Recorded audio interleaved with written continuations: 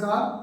আমি আমার smart study education চ্যানেলে সকল উচ্চ মাধ্যমিক পরীক্ষার্থীদের 2025-এর শুভকামনা জানাই এবং সকলকে আমার শুভেচ্ছা ভালোবাসা জানাই। আজকে আমি একটা নতুন ভিডিও নিয়ে এসেছি। আগামী 17ই মার্চ 2025 সোমবার পলিটিক্যাল সায়েন্স রাষ্ট্রবিজ্ঞানের চূড়ান্ত পরীক্ষা হতে চলেছে।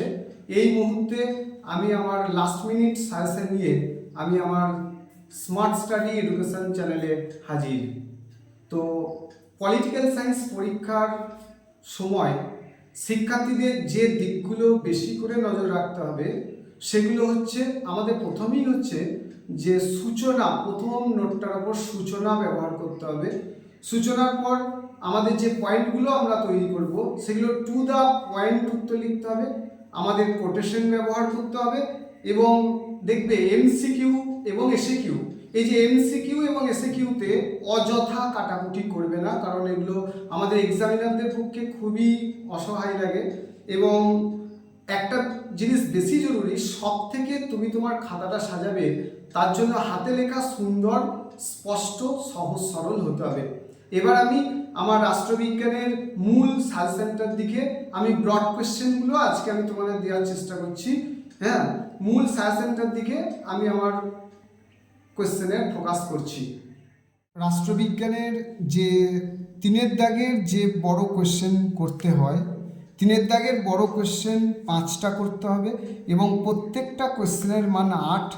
তো 5টা কোয়েশ্চেনের মধ্যে আমার লাস্ট মিনিট সাজেশনের আমার প্রথম কোয়েশ্চেন, প্রথম কোয়েশ্চেন হচ্ছে ক্ষমতা বলতে কী বোঝো এবং ক্ষমতার মূল উপাদানগুলি সংক্ষেপে আলোচনা করো। এই কোয়েশ্চেনটা প্রথম একের দাগেই পড়বে এবং এই কোয়েশ্চেনটার সঙ্গে যদি অথবা দিয়ে কোয়েশ্চেন করে তাহলে সেই অথবা দিয়ে কোয়েশ্চেনটা থাকবে এরকম যে জাতীয় স্বার্থ কাকে বলে, এবং জাতীয় স্বার্থ রক্ষার বিভিন্ন উপায়গুলি উল্লেখ করো। এটা নাম্বার 1 কোয়েশ্চেন।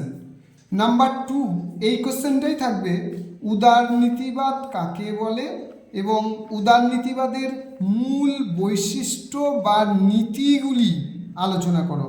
নাম্বার 2। নাম্বার 3 যে কোয়েশ্চেনটাকে আমি রেখেছি সেটা হচ্ছে আমাদের ভারতের রাষ্ট্রপতির ক্ষমতা ও কার্যাবলী আলোচনা করো, অথবা এই কোশ্চেনটার সঙ্গে অথবা থাকছে যে ভারতের কোনো একটি রাজ্যের মুখ্যমন্ত্রীর ক্ষমতা ও পদমর্যাদা আলোচনা করো। এই কোশ্চেনটাই থাকবে।